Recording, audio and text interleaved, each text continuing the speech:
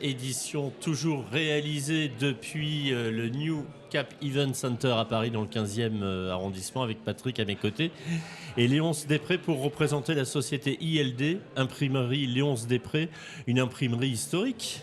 Oui, tout à fait, une imprimerie qui date de 1922. Vous ne faites pas votre âge.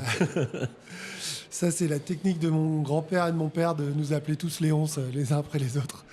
D'accord, et vous avez au sein de l'imprimerie, je crois, déjà évidemment au-delà du succès que l'on vous connaît et de l'ancienneté, un nombre de salariés relativement important, une structure également importante. Oui, même si on a fait un gros travail de restructuration il y a 4 ans, on a réussi aujourd'hui alors qu'à un moment on était 150 personnes, à descendre à 50 personnes, puis remonter à 70 personnes depuis 4 ans que j'ai repris l'entreprise. Donc on fait aujourd'hui 20 millions d'euros de chiffre d'affaires avec 70 personnes sur un seul et même site où on fait impression, façonnage et routage. Vous êtes basé à Arras, Vancourt, à côté d'Arras, dans le Pas-de-Calais. 1h30 de centre de distribution. Dites-moi, l'intelligence artificielle, on en parlait avec Patrick tout à l'heure en off, c'est quelque chose qui fait débat sur ce salon pour la deuxième année consécutive. Évidemment, on va en parler de plus en plus. Une imprimerie traditionnelle comme la vôtre, vous l'appréhendez comment, cette intelligence artificielle ? Alors moi je suis un peu geek, donc c'est quelque chose qui m'attire toujours, les nouvelles technologies. Et il y a 2 ans, quand ChatGPT s'est lancé sur le marché, j'ai tout de suite téléchargé l'appli. Mais on avait déjà commencé à automatiser énormément de process avec notre ERP il y a 4 ans, où on a déjà une intelligence artificielle depuis 4 ans, nous, qui fait le planning. On a un outil qui s'appelle Printflow et qui gère déjà les optimisations des machines en fonction des dates de livraison, des dates de remise de fichiers PDF et des coupes proto, des qualités de papier. On a déjà comme ça une intelligence qui vient assister le planning, là où avant on était 2 personnes à plein temps en 2/8 sur le planning. Aujourd'hui, c'est une personne qui bosse 1 heure par jour au planning. Donc c'est quelque chose qui sert de facilitateur. Ouais, c'est vraiment un facilitateur. On était déjà dessus il y a quelques années. Là, on voit bien que ça avance très très vite.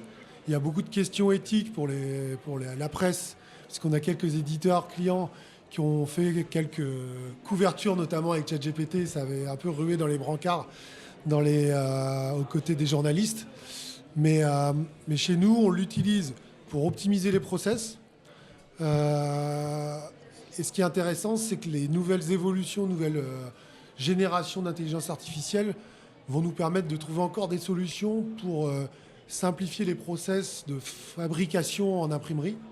Aujourd'hui, on fait encore beaucoup de choses manuelles et on va pouvoir automatiser énormément de process pour faire plus de services clients et moins de tâches répétitives dans l'imprimerie. Alors c'était un peu ma question justement. L'intelligence artificielle de demain, dans le domaine de l'imprimerie, ça va se situer où pour être assez clair en fait, peut-être des domaines qu'on n'imagine absolument pas. Alors ce serait quoi ? C'est compliqué de répondre à cette question parce que c'est pas l'encre, c'est pas l'encre déjà, ça c'est sûr. C'est même l'encre. Si, parce qu'en fait aujourd'hui on développe de plus en plus des plaques offset avec des nouvelles trames pour les points pour la dépose d'encre. Donc je pense qu'à l'avenir, en analysant le fichier PDF, on va pouvoir définir à quel endroit on met la trame, à quel endroit, quel est le niveau de détail qu'on va mettre dans l'impression. Ça ne sert à rien d'aller mettre énormément de points d'encre sur un aplat s'il n'a pas beaucoup de détails. Vous avez déjà travaillé sur l'encre, la qualité de l'encre. Oui, on a déjà avec Citeo, sur les Blue Angel et tout pour baisser. Ce serait dans le dosage alors. Je pense qu'on peut encore améliorer. On le fait déjà avec des retraits sous couleur. Mais on peut, il y a des sociétés qui sont même présentes au salon qui proposent de travailler encore plus en détail pour baisser la quantité d'encre et augmenter le rendu d'impression. Donc ça, l'IA va aider là-dessus, c'est sûr. Et le choix de l'encre aussi. L'encre évolue. Oui. Alors là, on est dans les sujets depuis 10 ans maintenant, on est dans les végétales sur les feuilles. Voilà, j'allais parler de ça. On essaye de basculer en végétal sur la roto, mais ça coûte 5 fois le prix. Donc on n'est pas encore prêt. Même si on nous impose des lois qui ne sont pas viables, On va de toute façon avec tout des faire. normes qui sont compliquées Oui, des et normes compliquées, restrictives. mais on se doit en tant qu'imprimaire de montrer que le papier est plus écolo que le digital. Donc on se doit de laver plus blanc que les GAFAM. Et alors comment on peut réussir aujourd'hui à Bah, démontrer que le papier est plus écolo que le digital? On a fait des analyses de cycle de vie. Les imprimeurs, les arts graphiques en général, savent prouver le bilan carbone d'un magazine. Je défie quelconque éditeur ou GAFAM de nous donner l'ACV, l'analyse du cycle de vie d'un média en ligne, avec ses vidéos, avec On ses, arrive tout de même à savoir quelle est l'empreinte ouais, carbone mais il n'y a pas de autant la mise en ligne de d'obligations vidéos. légales Oui. dans le digital que dans le print. Nous, on sait d'où vient le papier, il est PEFC. Oui, la chaîne est beaucoup La plus chaîne, claire. elle est Beaucoup plus recyclée. claire. Ouais. Ça fait 20 ans qu'on est imprime vert, enfin 25 ans, qu'on a un circuit qui est clairement recyclable. On réutilise les chutes de papier, on réutilise les plaques offset. Donc on a aujourd'hui un bilan carbone qui n'a rien à envier à celui du digital. Et l'IA va encore augmenter le poids des émissions de gaz à effet de serre du numérique. Donc ça va être un élément, nous, il va nous aider à réduire nos consommations, mais ça va augmenter quand même l'empreinte carbone du digital. On est dans un paradoxe, en Complètement, fait. tout le temps. Mais vous imprimez différemment, ça on l'a bien compris. Est-ce que vous imprimez plus? Est-ce que vous imprimez moins qu'avant? Toujours Mieux. moi. Et est-ce que vous imprimez surtout sur différents supports aussi, des supports que vous n'utilisiez peut-être pas avant, ou inversement, vous avez arrêté d'imprimer certains supports print? Alors, pour moi, je pense que l'imprimerie de masse, elle commence à... Enfin, on arrive à la fin d'un système sur l'imprimerie de masse, donc on fait de l'imprimerie de niche en ce qui concerne les médias.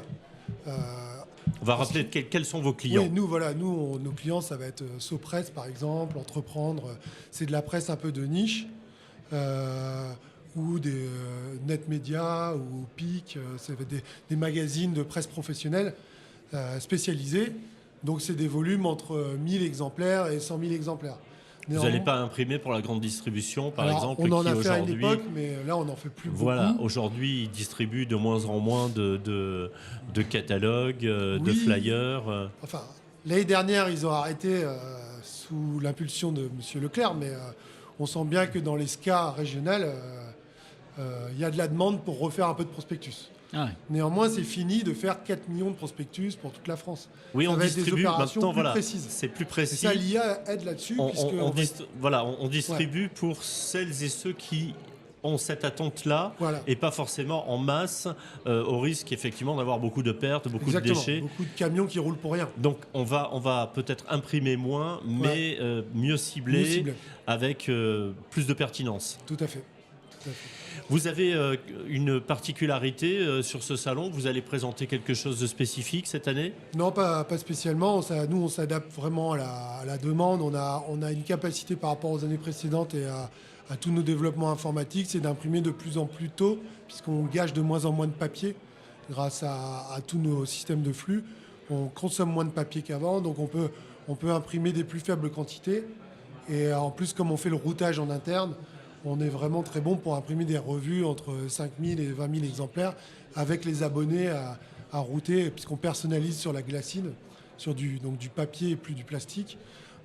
L'évolution qu'on a vraiment depuis quelques mois chez nous, c'est le développement RSE, puisqu'on va être labellisé Print Ethic, on est certifié ClimatCalc, on fait un gros virage sur la RSE dans l'entreprise pour prouver vraiment qu'on peut diffuser de l'information par le papier tout en étant vertueux. Donc ça, c'est votre cheval de bataille. Comment on peut vous contacter? Alors, si tant est que ce soit nécessaire de le préciser, de le dire, puisque vous êtes connu, vous avez l'historique, vous avez l'ancienneté, vous avez votre portefeuille client qui est important. Comment on peut contacter ILD facilement si on a besoin de le faire? Nous, Hors c'est simple. salon. On a un site internet, imprimerie-léonce-després.fr. Donc c'est facile à nous retrouver sur Google. Néanmoins, vous nous appelez ou vous nous envoyez des mails. Je pense que ceux qui sont dans le secteur connaissent nos coordonnées. Et on est ravis toujours de pouvoir être le partenaire d'un nouvel éditeur ou d'un nouveau communicant.